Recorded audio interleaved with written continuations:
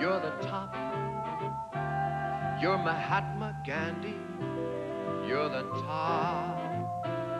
You're Napoleon Brandy. You're the purple light of a summer night in Spain. You're the National Gallery, your garbled salary, your cellophane. You're sublime. You're a turkey dinner. You're the time of a Derby winner. I'm a toy balloon that's faded soon to pop. But if, baby, I'm the bottom, you're the top.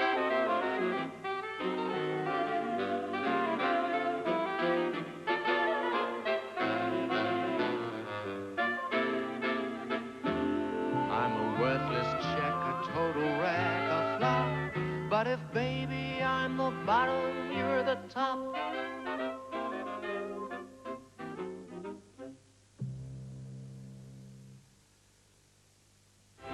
Sunday night on TVS finds us on a treasure hunt with Ashley and Elaine and the two of us at 7:15. Ah, Elaine, here's something. Could you dig another hole here? You don't think by any chance, Ashley, that going round a cemetery with a shovel and a metal detector is maybe not in the best possible taste? Well, not just being finicky. Then at 7:45, Inspector Morse. Been led up the garden path here, Lewis.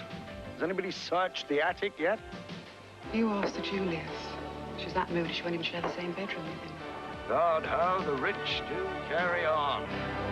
With just one more audience with Dame Edna after the ITN News and the South Bank show at 11:10, here's the look of Sunday night on TVS. In a few moments on 4, Chairman Clive Anderson introduces John Sessions, Josie Lawrence, Mike McShane and Tony Slattery with the first of 2 improvisation compilations. On TVS, we continue with the news at 10 from ITN after the break. To test the thickness of the chocolate on a Jacob's Club, we enlisted the help of an expert.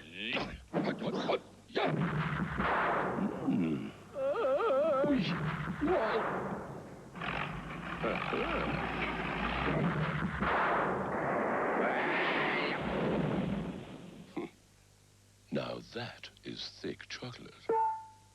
Jacob's Club, rhino tested for thickness.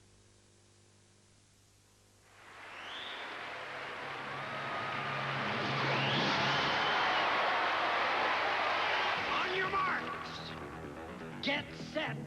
Killian, I'll be back.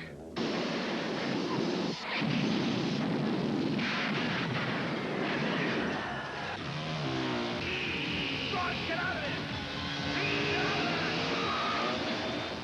For video, watch Woolworths.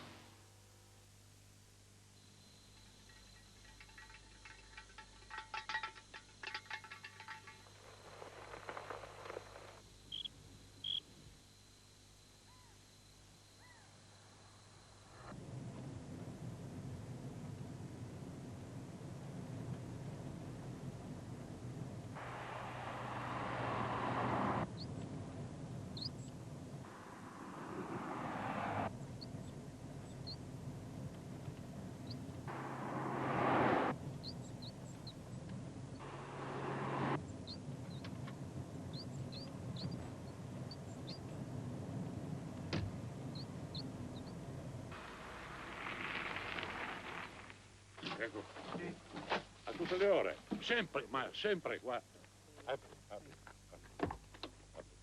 Andiamo qua, andiamo qua.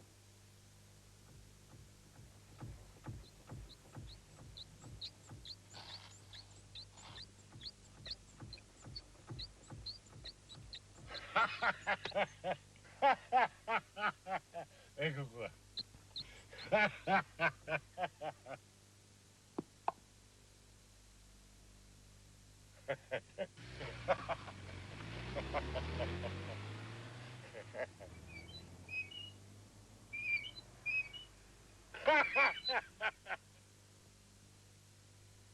She's shy. She shuns publicity. She rarely gives interviews. Yet she's one of television's most famous faces. Anne Kirkbride is better known as Deirdre Barlow of Coronation Street, and in this week's TV Times, she talks exclusively of her role as Deirdre and how she can't imagine life without her. Don't miss it, or your chance to win tickets for the World Cup final in Rome and an Italian sports saloon, plus full details of ITV and Channel 4, only in TV Times this week. Tomorrow at 9:15, deadly duties on Yellowthread Street. I am a dead man. Not if you let us handle it. He is a red pole fighter. He will not waste time. A race to stop a contract killer in a world of deadly glamour. Arrange a meeting. Do it! A matter of life and death for the cops on the Hong Kong beat. Yellowthread Street, tomorrow at 9:15 on TVS. A very good evening to you. Beginning in 40 minutes, the TVS Winter Sports Magazine with Andy Stegel and Liz Wickham. Ski tips focusing on the best resorts, equipment and techniques. Then at 11:10, Hippocratic Oath is this week's Alfred Hitchcock presentation, when a medical student attempts to purchase his qualifications. This is TVS, now the national and international news from the studios of ITN. It's 10 o'clock.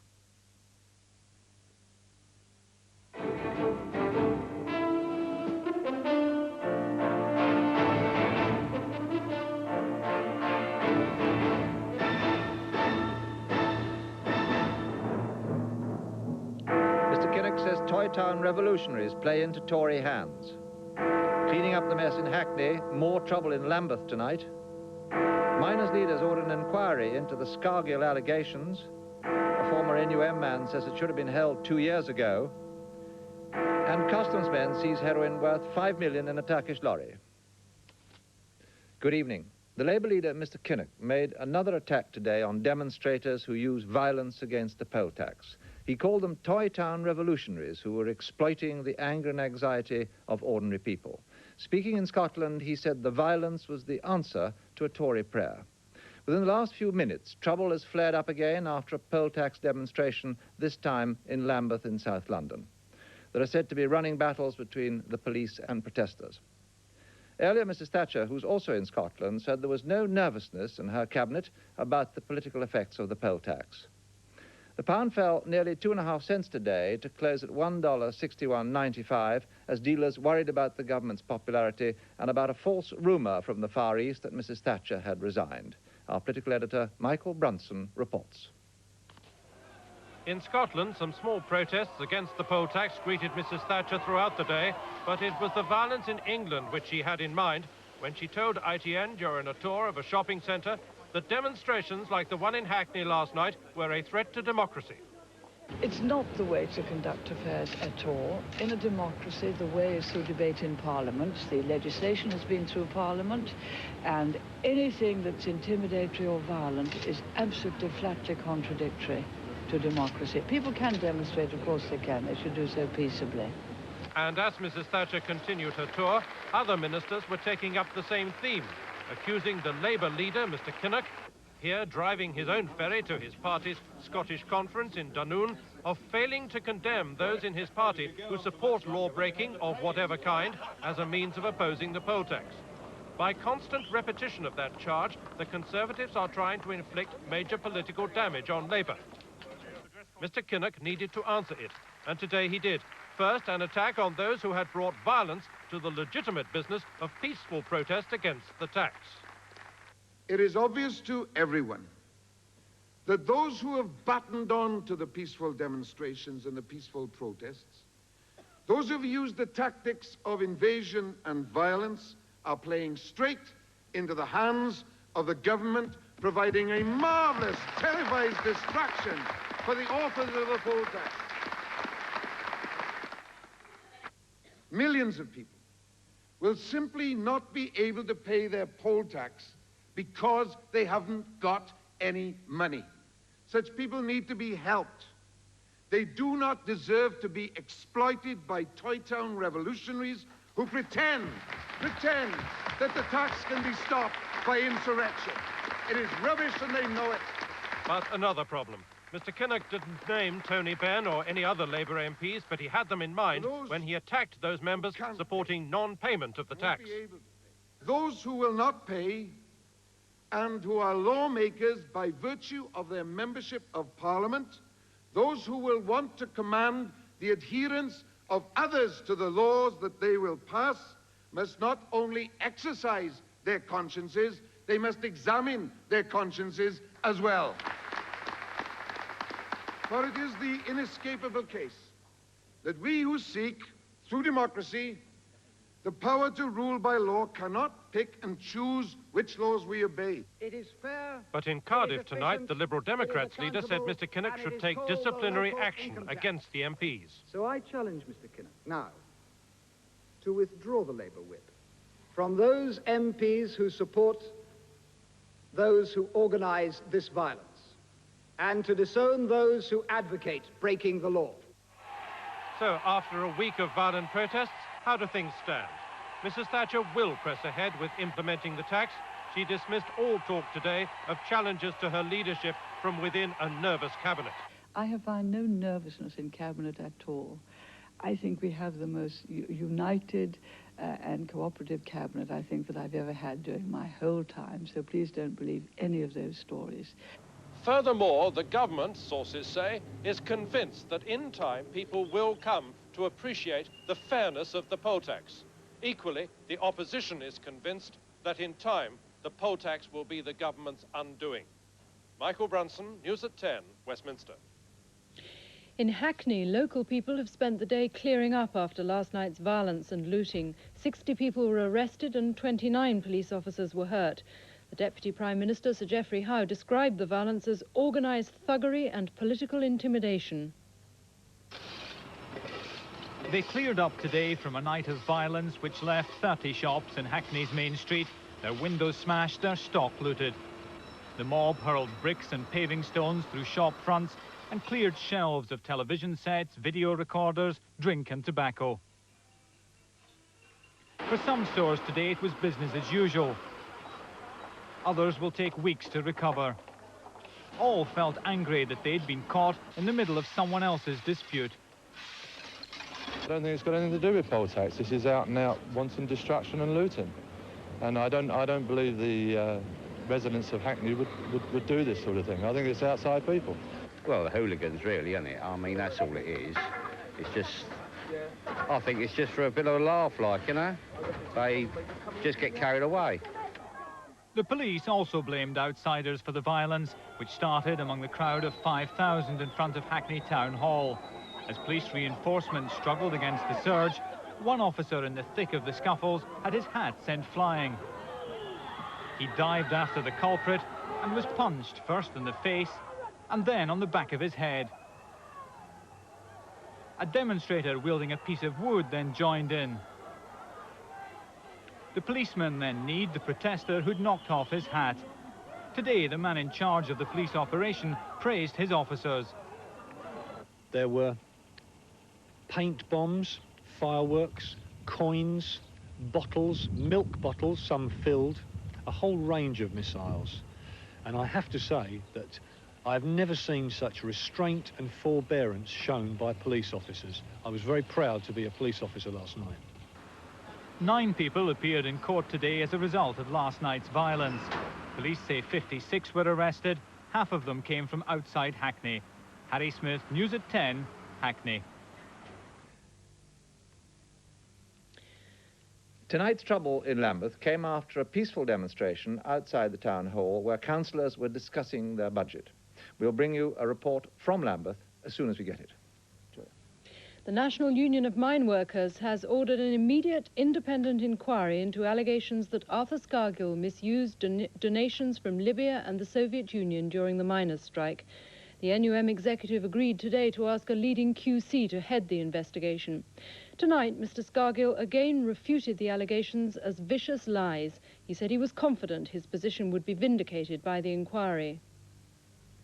Mr. Scargill evaded the cameras. His General Secretary, Peter Heathfield, said nothing as he brushed through to the union's basement car park. The expectation was that the 15 voting members on the executive would not take any precipitate action against the two leaders. In the meeting, I understand Mr. Scargill and Mr. Heathfield appeared under pressure, but fielded probing questions politely, and they proposed the inquiry. Afterwards, the secretary emerged to hand out a typed statement which confirmed that an independent inquiry headed by an eminent lawyer would investigate. Executive members, like the Cokeman's leader, expressed total confidence in Mr Scargill's arguments. Well, of course he is. Was there a question? Margaret Thatcher still Prime Minister. But do you have any views on the accusations? I don't believe that. I don't believe the accusations, no. The Yorkshire leaders among the 5 who organised the inquiry. 5 people that's just come out are charged with setting up the inquiry to keep it impartial, and so that people like you can't say that Arthur and Peter Heathfield have set it up. We shall set that inquiry up immediately. The Derbyshire men's leader was concerned to achieve a full and balanced and quick inquiry. Now that's significant, isn't it? That means that minds are not made up. It would be wrong to make minds up. It would be wrong, at any rate, to try and prejudice that person who comes along. Tonight, Mr Scargill emerged unexpectedly, apparently in good humour. Of course you give us a smile. But rounded on reporters who asked if he intended to sue. Have you got libel on the brain, or is it that you just don't understand what I'm saying to you? I'm saying, first of all, that the allegations in the Daily Mirror and on Central Television are tissue of lies, and they are quite clearly character assassination. What we are going to do is to go to an independent inquiry, which will take a very short time indeed, I hope, and that will completely vindicate both Peter Heathfield and Arthur Scargill. And the miners of Britain will not only see that vindication, but will also see at the same time a denunciation of gutter press.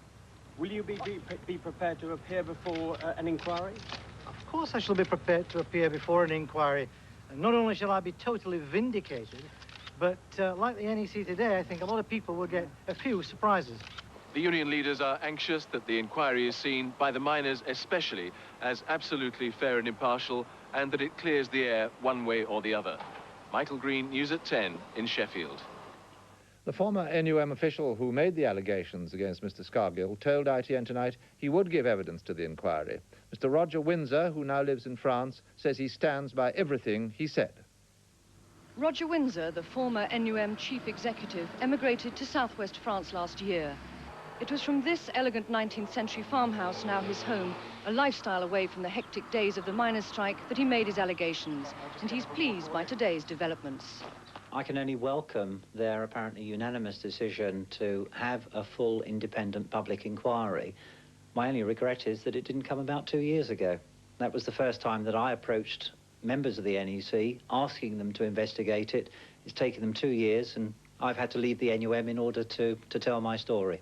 He says he has documents to prove his story, and he again repeated his allegations.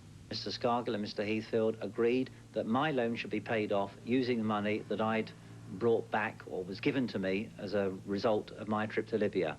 At the same time, Mr Scargill's home loan was paid off, Mr Heathfield's loan was paid off, and some money to the knots, or relating to the knots NUM was paid off as well, all from the same money which came from Libya. Mr Windsor, who has himself been under investigation for fraud in England, says he has no fears about returning to give evidence at the independent inquiry. Penny Marshall, News at 10, Cognac, southwest France. The editor of the Daily Mirror, which carried the allegations about Mr Scargill and other NUM officials, said tonight he stood by the story. Roy Greenslade said Mirror journalists would cooperate with the inquiry if it was independent. An independent inquiry, and we'll cooperate with it. We'll provide our dossier with lots of evidence. Much of the evidence that we produced this week could be added to by as much again. Our reporter spent 7 months on this investigation, and the 3 major reporters involved will obviously help in any way they can. We'll ensure that the tissue of facts that we've discovered over the past 7 months will vindicate us completely. This story was true. But I do repeat, it must be an independent inquiry and must be seen to be so. Then, of course, the Daily Mirror is delighted. But you have reservations about perhaps the independence of that inquiry? I do, in the sense that the Haldane Society of Lawyers may not be entirely independent in some ways of the NUM. But we shall see who they choose, and if we feel it's independent, then we'll give it our full support. Now we're going back to events in South London at Lambeth. There have been running battles between police and protesters against the poll tax. Our reporter Simon Cole is there. In Labour-held Lambeth, some 3,000 people turned up to protest against the council's poll tax, forecast as Britain's highest. but no figure was set, and the demonstration, peaceful at first, was redirected against the community charge in general. But the carnival atmosphere changed suddenly when the crowd began a march through Brixton. Some in the crowd threw paint at the police. Others threw bricks.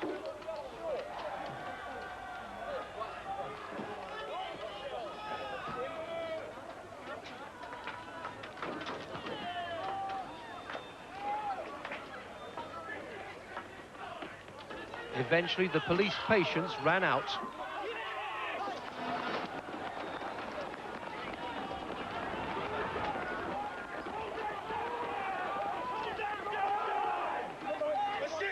Several arrests were made. And it could all happen again in 12 days' time when the council reconvenes to set the poll tax. Simon Cole, News at 10, Lambeth. A lorry driver will appear in court at Dover tomorrow after Britain's biggest ever seizure of heroin. 50 kilos of the drug with a street value of about £4 million was allegedly found in the fuel tank of a lorry from Turkey by customs officers at Ramsgate. The lorry had arrived from Ostend on a cross-channel ferry.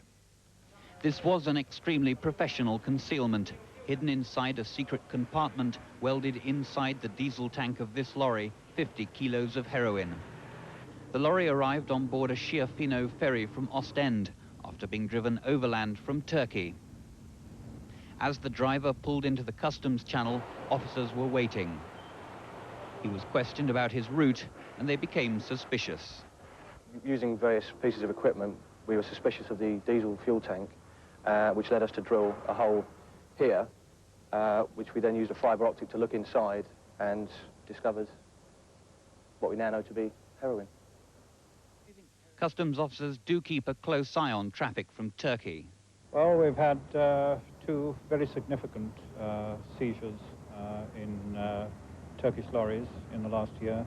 45 kilos in Dover last year, and now this one at 52, 53 kilos here. This was a significant seizure for the customs and excise, but officers here are under no doubt that those who smuggle drugs from Turkey are unlikely to be deterred. Robin White, News at 10, Ramsgate.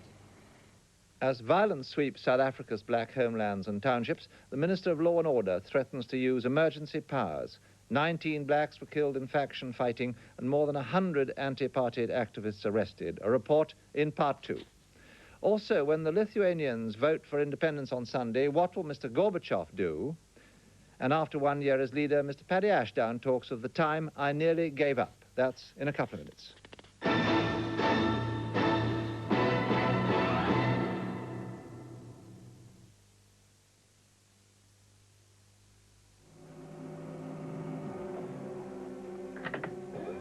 Surveillance. Closer. Number 21 shows ambitious tendencies. Follow him. 21 looks different. What's going on?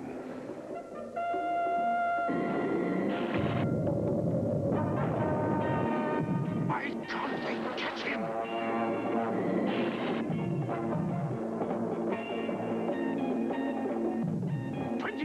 Escaped! Escape to the totally new Renault 21. This Sunday in the Sunday Times, what's life like for women of the 90s who've reached their 40s? Meet some of today's women who are 40-something. 43, actually, and thriving on it. Plus, part 3 of our Calonetics exercise program. It's all in the Sunday Times this Sunday. Well, I started racing greyhounds now, and this one's no beginner. He hasn't lost a single race, a dead-cert money spinner.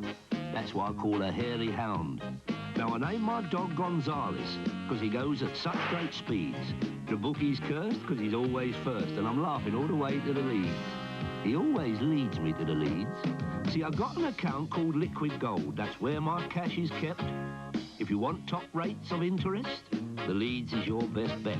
And you can get your paws on it instantly. Then one day he was lured away by a pound of pork and beef. My canine gold mine led astray by some crafty little thief.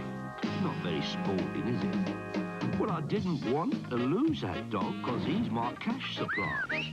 Down at the track, he soon came back when Fifi caught his eye. Liquid Gold now pays 10.75% for bigger savers, so laugh all the way to the leads. I need to rent a car to go to the airport, and one in Milan. Fine.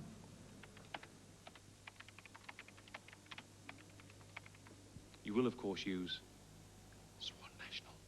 Yes, but under their new international name. Oh, so now I just holler Eurodollar. Holler Eurodollar and we'll be there.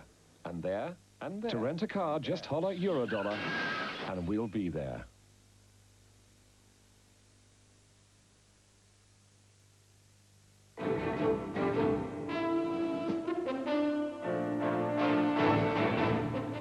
Nelson Mandela is to return home early from his visit to Sweden because he's concerned about the increasing violence in the South African homelands. 200 blacks have been killed in the last month. Today, 19 people were killed in township violence near Johannesburg. The authorities say they may use emergency measures to quell the unrest. In the black township of Katlehong, police recover the latest victims of the worst surge of violence in South Africa for 4 years.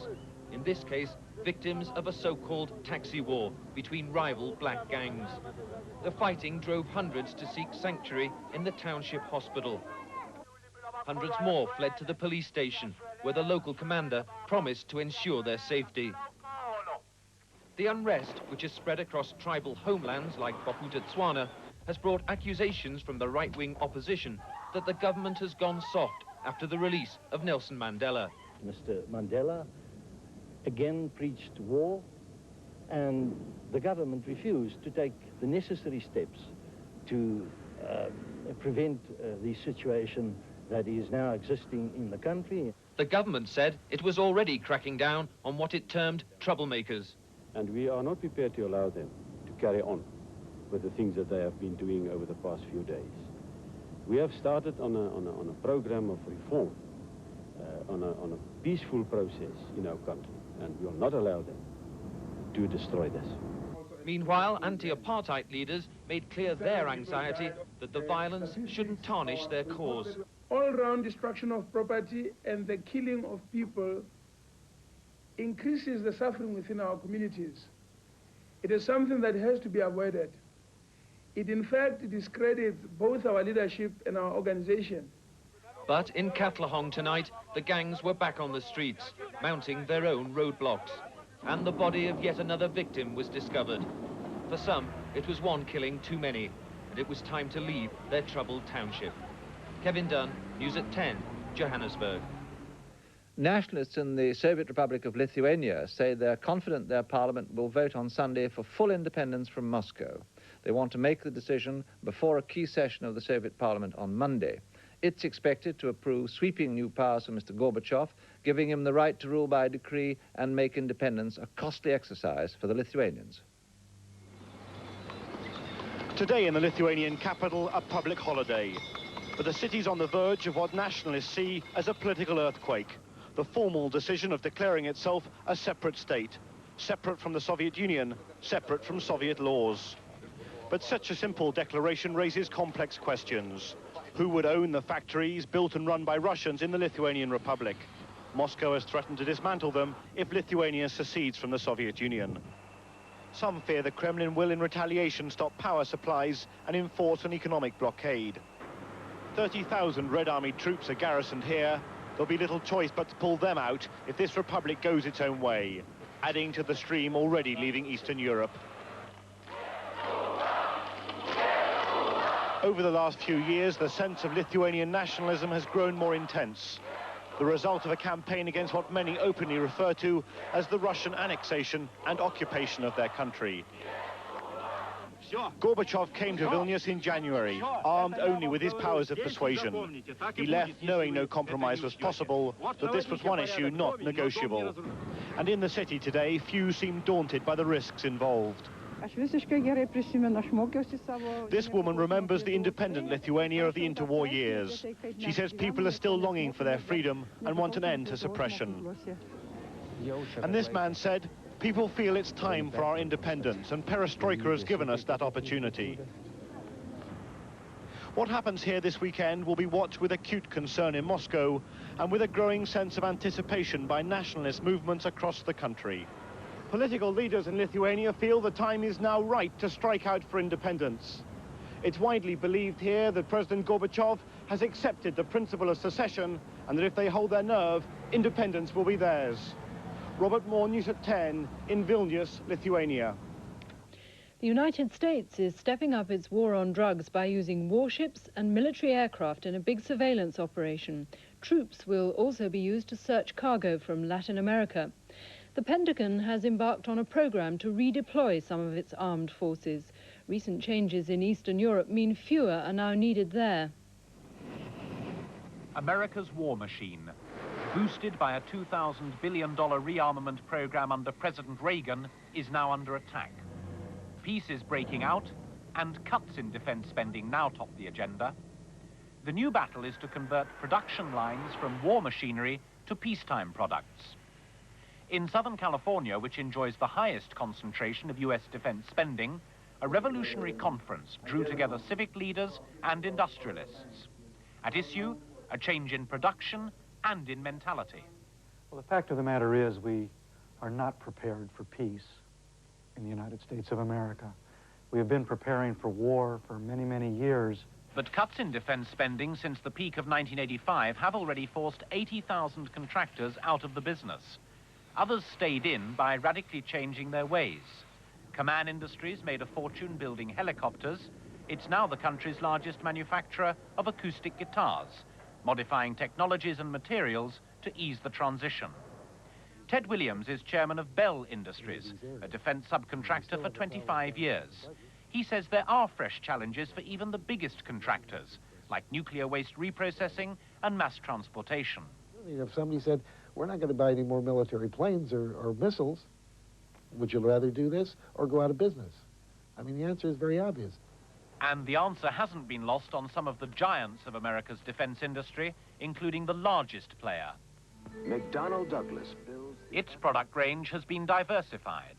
From aircraft to trucks to medical equipment.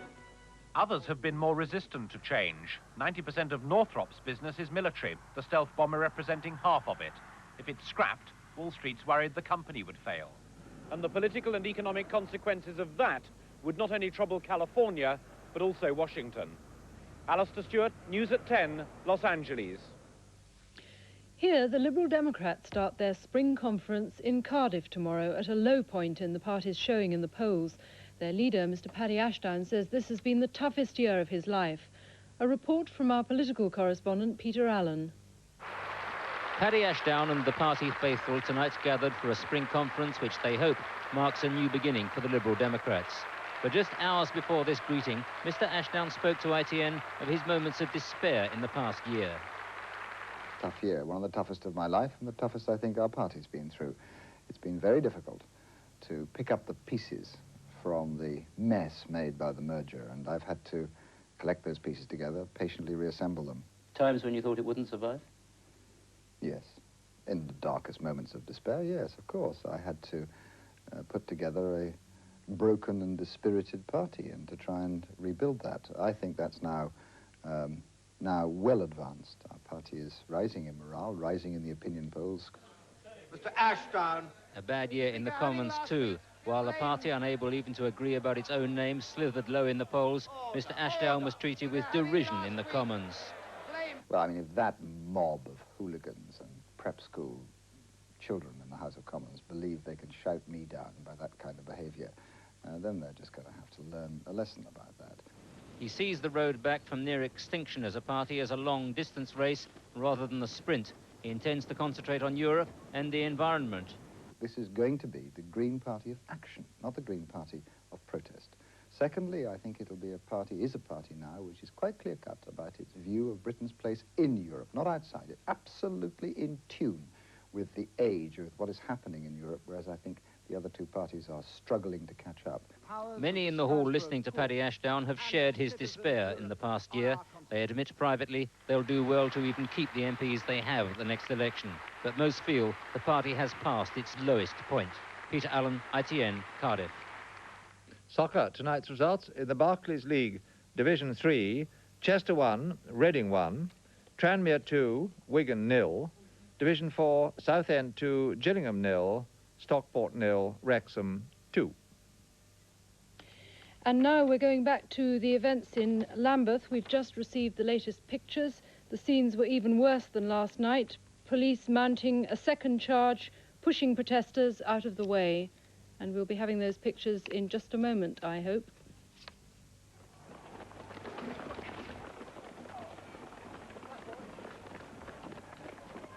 A police car was overturned and reinforcements brought in to get it righted. Police vans were then sent in equipped with special protection. There were more arrests and police are now regrouping. And that's the news from us tonight. Good night.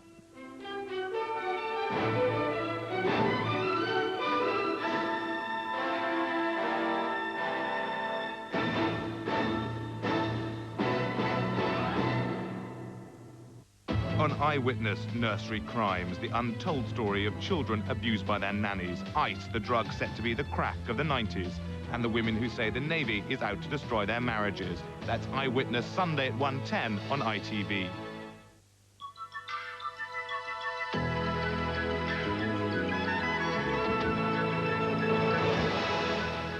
Good evening. Well, with the weekend underway, I thought we'd look at Britain in a while, but get things going by looking at the shape of the weather in Europe. And throughout the weekend, this area of high pressure will drift eastwards, giving good, fine weather in southern and in central Europe. But if we look here, it's surrounded by bands of rain and showers, and these will cross northern and eastern Europe and northern Britain and Scandinavia as well. There have been a few showers around, mainly there in the western Mediterranean, and a few more will pop up. There are also going to be some quite strong, vicious winds off southern Spain there. But these showers will soon die away, giving good, fine, sunny weather in Portugal, in Spain, in France and in Italy as well. But do remember, things will remain unsettled in eastern and northern Europe and Scandinavia too. So, temperature-wise for the weekends, well, basically very good indeed in the south, cold in eastern and in northern Europe, and as far as Britain goes, not too bad at all, with an average of 16 degrees Celsius in England, that's 61 degrees Fahrenheit. But we do have rain to contend with overnight, and there it goes, moving from west to east, pushing into England and Wales, but clearing there by morning. Then as it goes northwards, turning into sleet and even snow in the Highlands there. So moving on to tomorrow, and any lingering snow will turn into rain, except for perhaps Shetlands. North and western Scotland will be cloudy with periods of rain too. Sheltered eastern and southern parts of Scotland and protected areas of Northern Ireland will see drier, brighter intervals. As for England and Wales, some drizzle near western coasts, elsewhere rather cloudy with the odd bright spell, but it will remain dry and warm. And not a lot of change for England and Wales on Sunday, though perhaps more persistent rain in the north. There'll be brighter showery weather in the north of Scotland, and it'll be generally windy throughout the weekend, up to gale force at times. Well, that's my lot for the time being, apart from wishing you a very warm and enjoyable weekend. Good night.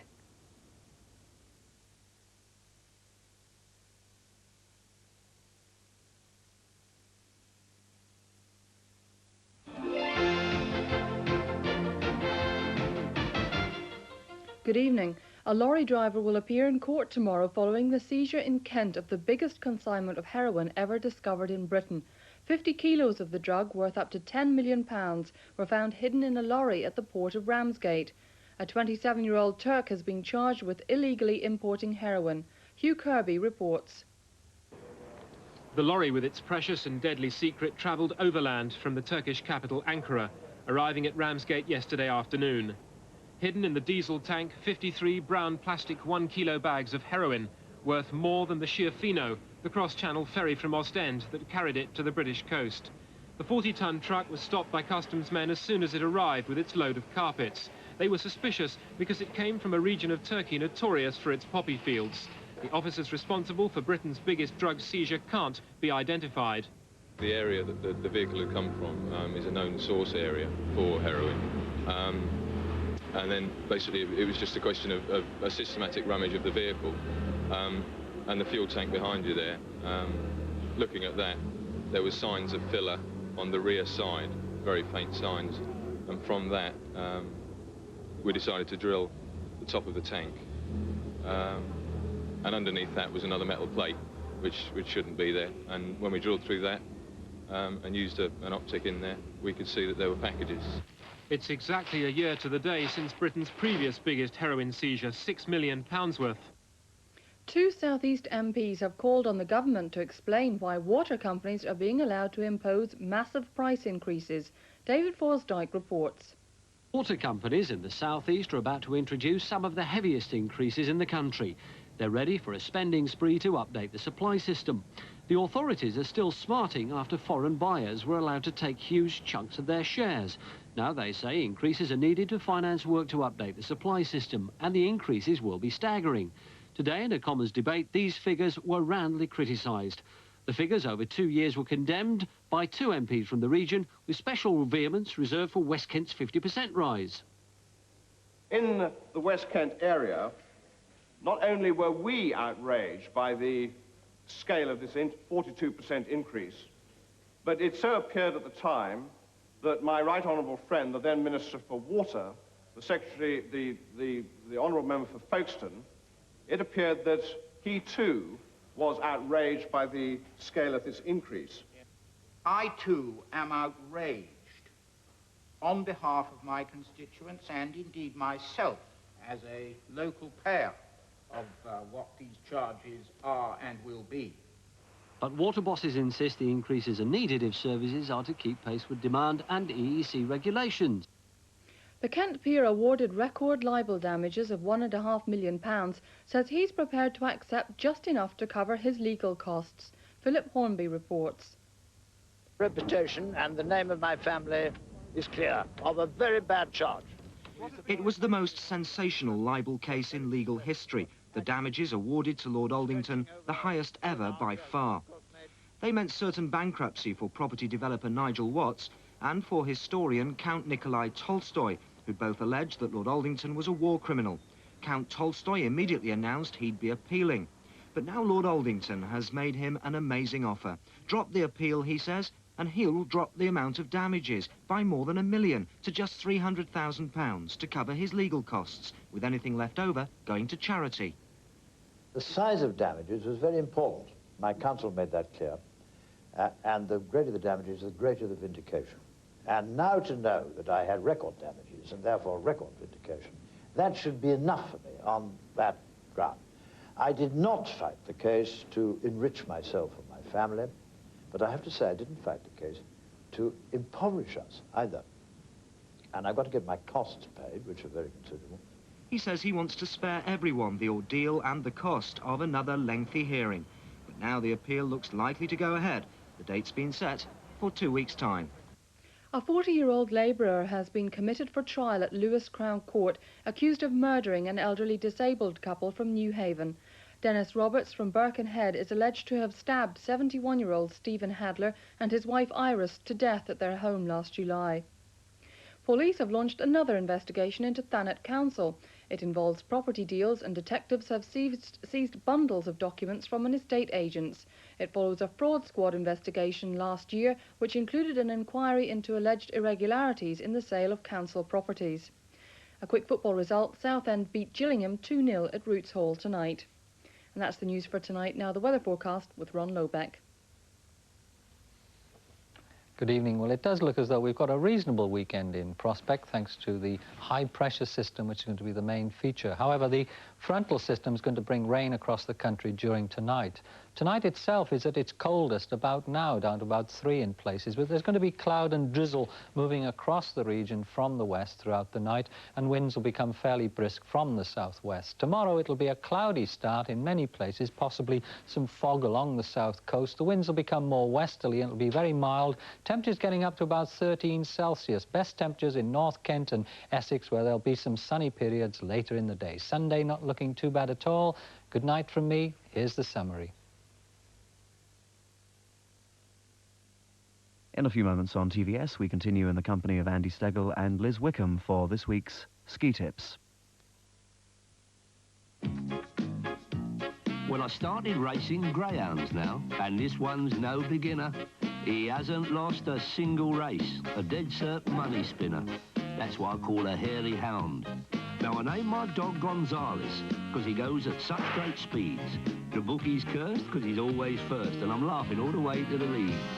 He always leads me to the leads. See, I've got an account called Liquid Gold. That's where my cash is kept. If you want top rates of interest, the Leeds is your best bet. And you can get your paws on it instantly. Then one day he was lured away by a pound of pork and beef. My canine gold mine led astray by some crafty little thief.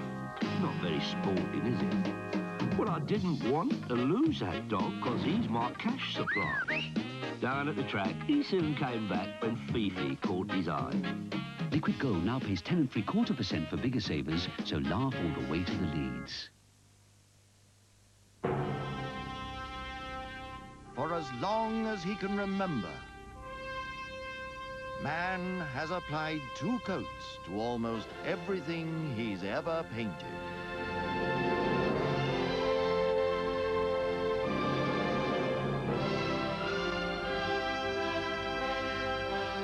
But with Dulux, once is enough.